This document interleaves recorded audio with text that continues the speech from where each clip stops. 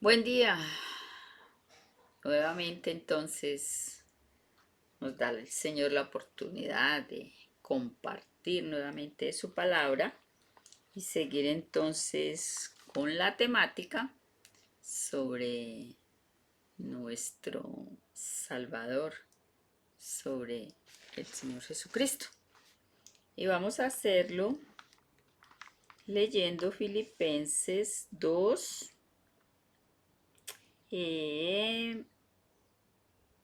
versículo 6. Y hallado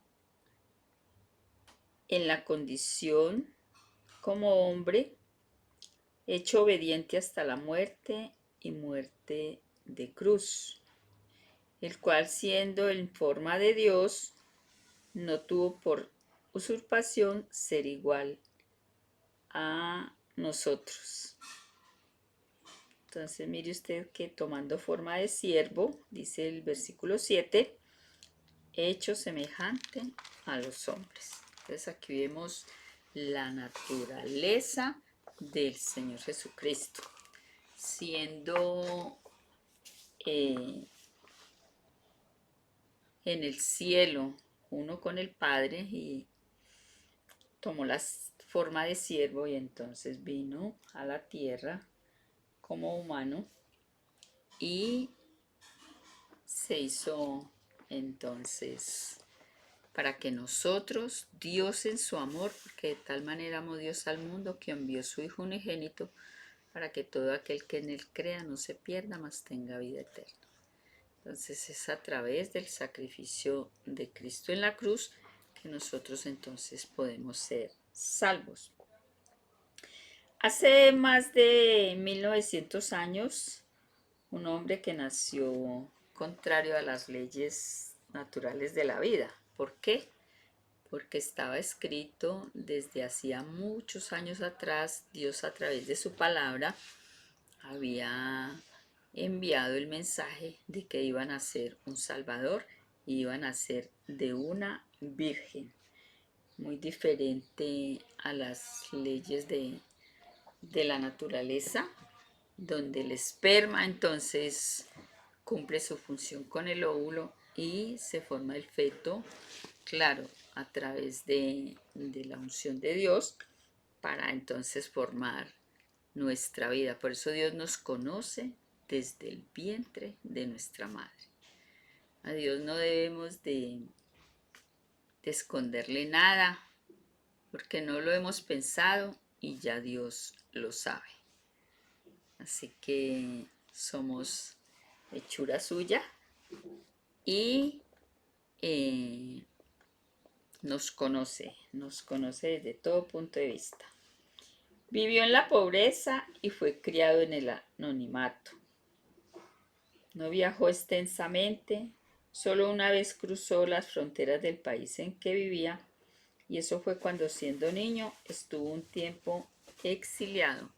Recuerde que los magos arrimaron una vez y le comentaron a Herodes, el que era rey en esa época, que había nacido un rey, y él sintió celos y entonces por eso quiso matar a todos los niños que estuviesen de acuerdo a la edad, que a los meses que en ese tiempo tendría el Señor Jesucristo como niño.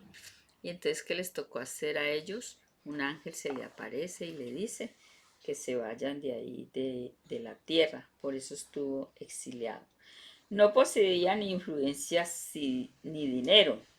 Sus familiares no eran prominentes y carecían de toda educación formal.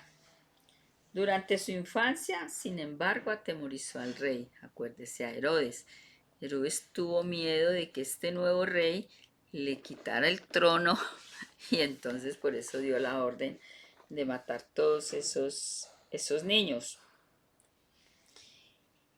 Durante su niñez impresionó a los doctores de la ley.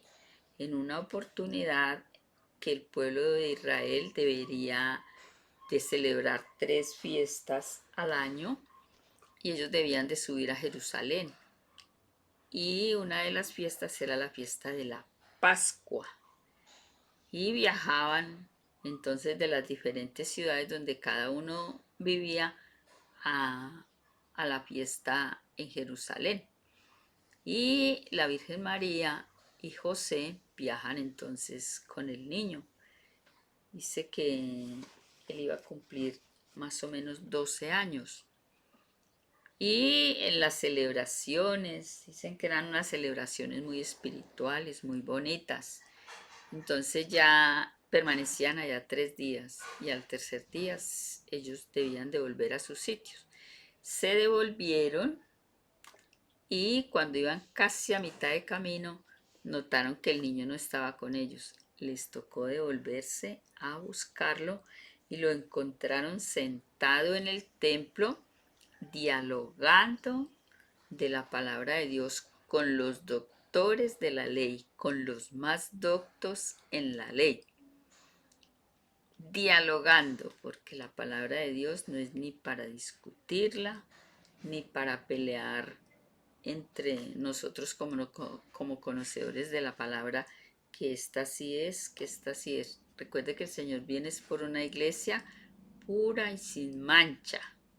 Y dice el Señor en su palabra que Él tiene ovejas en otros rebaños. ¿Qué quiere decir esto? Que personas muy fieles, entonces van a tener el pleno conocimiento, la plena llenura del Espíritu Santo y entonces también van a ser llevados conforme a la luz y a la relación que haya de Cristo en sus vidas.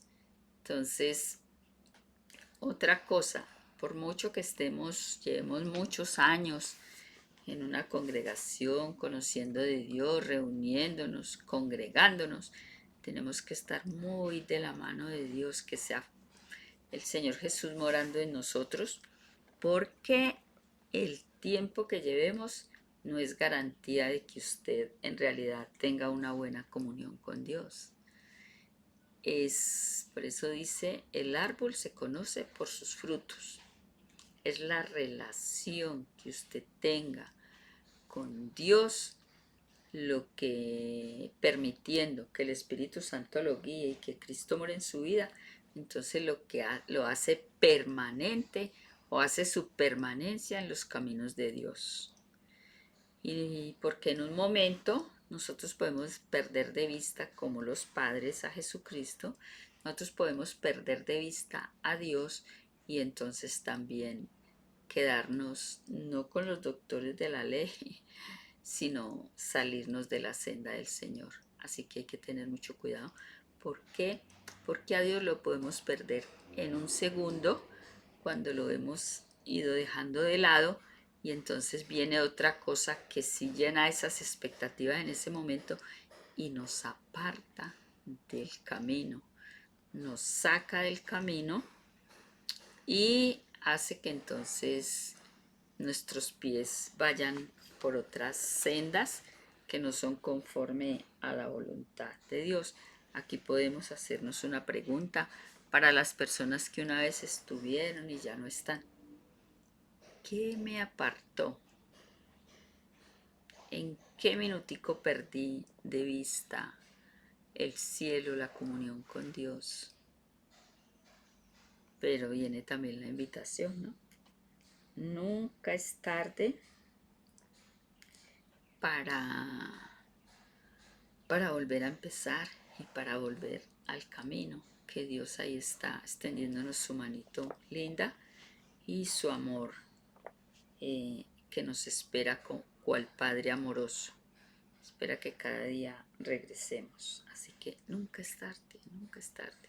Si está siendo tocado, si está siendo llamado por el Espíritu Santo para que regrese a esa senda, no endurezca su corazón, al contrario, tome esa mano bendita que se le extiende y Él le ayudará entonces a levantarse. Dice en la misma palabra del Señor en Proverbios que si 7 veces cayera el justo, 7 veces lo levantará Jehová. Esto no quiere decir que usted solo 7 veces, las veces que usted caiga, pero se arrepienta sinceramente y quiera volver al camino. El Señor siempre, como Padre amoroso, nos está esperando. Caminó sobre las olas como si fuera el cielo, el suelo, y silenció los vientos y la mar. Dominó la naturaleza. Recuerde que cuando el mar se embravecía y, y él iba en la barca y los discípulos tenían miedo, él se levantaba y a su voz reprendía entonces los mares, los vientos, sanó a las multitudes. Recuerde que también está escrito en la palabra de Dios que no había aldea ni lugar donde pasase el Señor Jesucristo donde no llegase la medicina. Y lo más importante, lo primero que curaba en las personas era el alma, la relación de él, esa persona con Dios. O sea, sanaba espíritu, cuerpo y alma. Pero lo más importante, les hacía entender que el amor de Dios existía. Y por eso les preguntaba, ¿tú crees? Y la persona en fe que contestaba, yo creo. Y ahí mismo venía la bendición. Pero ese creer es una fe de un corazón sincero y arrepentido. Cuando uno cree, tiene un corazón sincero y arrepentido, entonces el Espíritu Santo lo ayuda a uno para apartarse de cualquier maldad, de cualquier cosa que uno esté haciendo. Nunca escribió un libro, sin embargo todos los libros que se han escrito sobre él podían llenar bibliotecas enormes. Nunca escribió un canto, sin embargo ha provisto temas para más cantos que los producidos hoy por la música, y eso que hoy en día hay mucho compositor.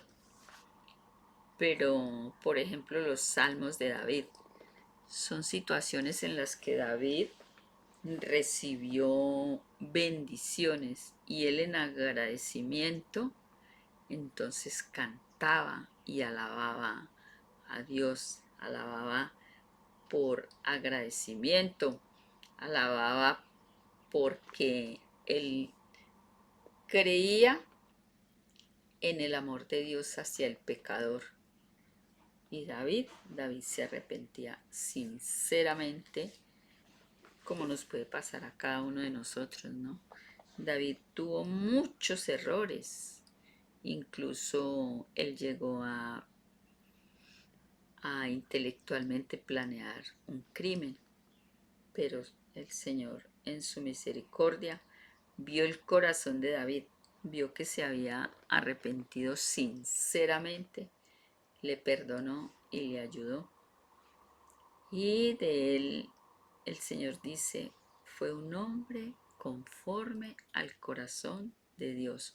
O sea, un hombre, un corazón lleno de amor, un corazón lleno de perdón, un corazón lleno de misericordia, un corazón lleno de arrepentimiento y con el deseo de ahí en adelante de entonces hacer la voluntad de Dios porque se ha dejado guiar por su Hijo y el Espíritu Santo.